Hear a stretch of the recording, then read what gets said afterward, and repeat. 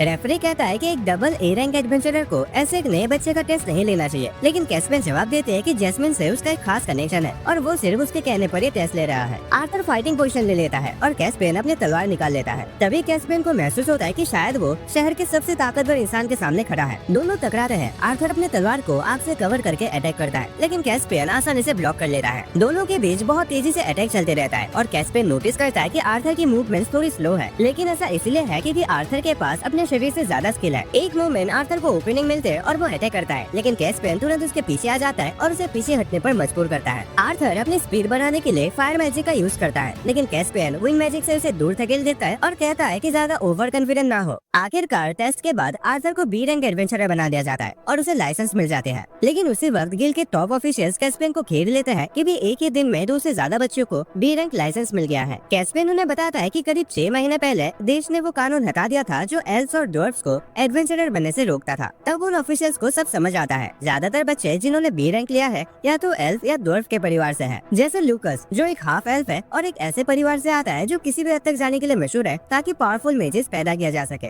और वो नर्ड जो टेस्ट तक नहीं दे रहा था असल में एक ह्यूमन है जो ड्वार्फ्स के किंगडम में पला बड़ा है और उसके पीछे बहुत बड़े बड़े लोगों का सपोर्ट है, इसीलिए कैस्पियन भी उसका टेस्ट नहीं ले सका। ऑफिशियल्स इस बात को लेकर परेशान होते हैं कि इसका क्या असर हो सकता है, लेकिन एक नाइट आर्थर को लेकर क्यूरियस होता है। कैस्पियन कहता है कि उसे आर्थर के बारे में ज्यादा कुछ नहीं पता, लेकिन इतना जरूर जानता है कि वो ना तो एल्फ है और ना ही ड्वार्फ, लेकिन इसके ताकत में कोई कमी नहीं है। और सबसे बड़ी बात यह है कि जैस्मिन जो कि पूरे किंगडम के सबसे शक्तिशाली फायर यूजर्स के परिवार से आती है आर्थर को सपोर्ट कर रही है। कैस्पियन कहता है कि आर्थर की फायर मैजिक अच्छी है, लेकिन उसकी तलवारबाजी उससे भी बेहतर है। अगर वो अपने स्वॉर्ड स्किल्स पर ऐसे ही मेहनत करता रहा तो वो एक असली पावरफुल एडवेंचरर बन सकता है। इसी बीच आर्थर भी रियलाइज करता है कि उसने मैजिक पर काफी ज्यादा फोकस किया है और अब उसे अपनी तलवार तलवारबाजी भी सुधारनी चाहिए ताकि वो और ज्यादा मजबूत बन सके। जब वो गेम से बाहर निकलता है तो अचानक उसका टकराव उस नर्ड लड़के एलिजा से हो जाता है। एलिजा तुरंत उसे एडवाइस देने लगता है और कहता है कि ल्यूकस को रोकना थोड़ा पागलपन था। तभी ल्यूकस वहाँ आ जाता है और पूछता है कि वो दोनों क्या बात कर रहे हैं। आर्थर उसे कहता है कि तुम्हारे जैसे एक डी रैंक लड़के को बी रैंक एडवेंचर से दूर रहना चाहिए। ल्यूकस गुस्से में आकर आर्थर की कॉलर पकड़ लेता है, लेकिन क्योंकि सब लोग देख रहे होते हैं वो आखिर में पीछे हट जाता है। उसके बाद जैस्मिन आर्थर को उस जगह ले जाते हैं जहाँ से हर बिगिनर एडवेंचरर बनने का अपना सफर शुरू करता है, लेकिन वो ये भी जानते हैं कि वहाँ आर्थर के लिए कुछ खास नहीं है, इसलिए वो कहते हैं कि उनका असली डेस्टिनेशन काफी दूर है। फिर वो वहाँ भाग कर जाने लगते हैं और आर्थर को उसका पीछा करना मुश्किल पड़ता है। वो हैरान रह जाता है कि जैस्मिन इतनी तेज कैसे भाग सकते हैं और ये दूसरी बार है जब कोई लड़की उसे इतना इम्प्रेस करते हैं। आज के टेस्ट में आर्थर ने थोड़ा सा कैस्पियन को अंडर एस्टिमेट किया था और अब उसे लगने लगा है कि शायद वो अपनी इंस्टिंक्ट खो रहा है। तभी अचानक जंगल से धमाके की आवाजें आने लगते हैं और कुछ ही देर में एक बड़ा सा जंगली चोर वहाँ आ जाता है। सब लोग डर के मारे भाग जाते हैं, लेकिन कुछ बदनसीब एडवेंचरर्स उस खतरनाक मॉन्स्टर का शिकार बन जाता है। जैस्मिन आर्थर से कहते हैं कि उन्हें भी भागना चाहिए क्योंकि ये चोर एक पावरफुल मॉन्स्टर है जो इस एरिया में आमतौर पर नहीं मिलता। थोड़ी ही दूर उन्हें कुछ घायल व्यापारी मिलता है जिनके पास एक टूटी हुई केज होती है। जैस्मिन समझ जाते हैं कि ये लोग उस चोर को कहीं ले जा रहे थे, लेकिन वो बीच में ही भाग गया होगा। तभी वो चोर उनकी तरफ आ जाता है और सीधा उन पर हमला करता है। आर्थर और जैस्मिन मुश्किल से उसके अटैक से बच जाता है, लेकिन फिर चोर अपनी लंबी जीप से उन पर हमला करता है। वो लोग उस अटैक से बच जाते हैं और जैस्मिन तुरंत उस चोर पर हमला करते हैं, लेकिन उसका अटैक सिर्फ हल्का सही नुकसान पहुंचा पाते हैं। अचानक चोर उस पेड़ की तरफ दौड़ता है जिसका जैस्मिन सहारा ले रहे होते हैं। जैस्मिन को बिना बैलेंस के ही जंप करना पड़ता है। आर्थर तुरंत विंड मैजिक का यूज करके जैस्मिन तक पहुंचता है और उसे खतरे से बाहर ले जाता है। इसी दौरान चोर अपना ध्यान वापस उन घायल एडवेंचरर्स की तरफ करता है। जैस्मिन उन्हें बचाने के लिए बीच में आ जाते हैं। आर्थर भी उसकी मदद करना चाहता है, लेकिन उसके अंदर की आवाज उसे कहते हैं कि हर काम जल्दबाजी से नहीं करना चाहिए, सब कुछ सही तरीके से करना चाहिए। आर्थर खुद को शांत करता है और सही मौके का इंतजार करता है। जैसे ही चोर जैस्मिन की तरफ बिना किसी ध्यान के हमला करता है, आर्थर तुरंत आगे बढ़ता है। वो अपनी स्पेशल तलवार को फायर मैजिक से कवर करता है और सुअर के अंदर घुसा देता है और उसे वही रोक देता है। फिर वो जोरदार हमलों की बारिश करता है और सुअर को खत्म कर देता है। बाद में जब एडवेंचरर्स उस मरे हुए जंगली सुअर को ले जा रहे होते हैं, जैस्मिन आर्थर को डांटने लगते हैं और कहते हैं कि ऐसे सिचुएशंस में थोड़ा तो उसे घबराना चाहिए। आर्थर समझ ही नहीं पाता कि इस बार उसने क्या गलत किया। रात को जब कैंप फायर लगता है तो जैस्मिन आर्थर से अपनी कहानी शेयर करते हैं। वो कहते हैं कि उसने एक एडवेंचरर बनने का फैसला इसीलिए लिया क्योंकि वो अपने घर से भागना चाहते थे। उसका कहना था कि उसके परिवार में काफी पीढ़ियों से महान फायर मेजेस पैदा हुए हैं और उन्हें इस बात का बहुत गर्व था। जैस्मिन ने अपने सभी भाई बहनों से पहले माना अवेकन कर लिया था और इसीलिए उसके माँ बाप को उससे बहुत उम्मीदें थी। लेकिन जब उन्हें पता चला कि जैस्मिन फायर एलिमेंट का यूज नहीं कर सकते तो उन्होंने उसे बेकार कहा और उनके परिवार के लायक नहीं समझा। ये बात जैस्मिन का दिल तोड़ देते हैं। आर्थर को उसके लिए गुस्सा आ जाता है और वो कहता है कि कोई भी एलिमेंट दूसरे से कम नहीं होता, सब कुछ इस बात पर डिपेंड करता है कि उसे कैसे इस्तेमाल किया जाता है। जैस्मिन उसे गुस्से में देखकर हंस पड़ते हैं और कहते हैं कि उसने कभी नहीं सोचा था कि आर्थर ऐसे किसी बात पे इतना गुस्सा हो जाएगा। आर्थर थोड़ा एम्बेरस हो जाता है, लेकिन असली वजह ये होती है कि उसके पिछले जिंदगी में भी लोग उसे बेकार कहते थे, लेकिन उसने लगातार मेहनत करके अपने आप को साबित किया था। जैस्मिन फिर कहते हैं कि पहले वो वे आर्थर की तरह बिना सोचे समझे लड़ते थे, लेकिन इसी वजह से उसे अपने पार्टी मेंबर से डांट भी पड़ते थे। लेकिन उसी पार्टी ने उसे टीम वर्क और भरोसा करना सिखाया, जिसने उसे एक बेहतर इंसान बनाया। इसके बाद जैस्मिन सो जाते हैं और आर्थर जागता रहता है ताकि पहरा दे सके। वो सोचने लगता है कि क्या वो भी बदल सकता है। वो अपनी जिंदगी के उन सभी लोगों के बारे में सोचता है जिन्हें वो प्रोटेक्ट करना चाहता है और कसम खाता है कि उनकी सुरक्षा के लिए जितना हो सके स्ट्रॉन्ग बनेगा। सो दोस्तों, फाइनली इस एनिमे का पहला सीजन यहीं पर खत्म हो जाता है। अभी वेट करना पड़ेगा जब तक सीजन 2 रिलीज नहीं हो जाता, और कब होगा वो तो मुझे भी नहीं पता, लेकिन मुझे इतना पता है कि आगे इस एनिमे में जो सीन होने वाला है, भाई साहब तुम लोग देखकर पागल हो जाओगे। और हाँ, अगर तुम्हें थोड़ा सा स्पॉइलर चाहिए तो मैं बता देता हूँ कि आगे आर्थर ये 3 साल एडवेंचर करके बहुत ज्यादा पावरफुल बन जाएगा, इतना ज्यादा कि तुम सोच भी नहीं सकते। और इसी दौरान उसके कई सारे नए दोस्त भी बनेंगे और कई ऐसे इंपॉर्टेंट लोग भी होंगे जो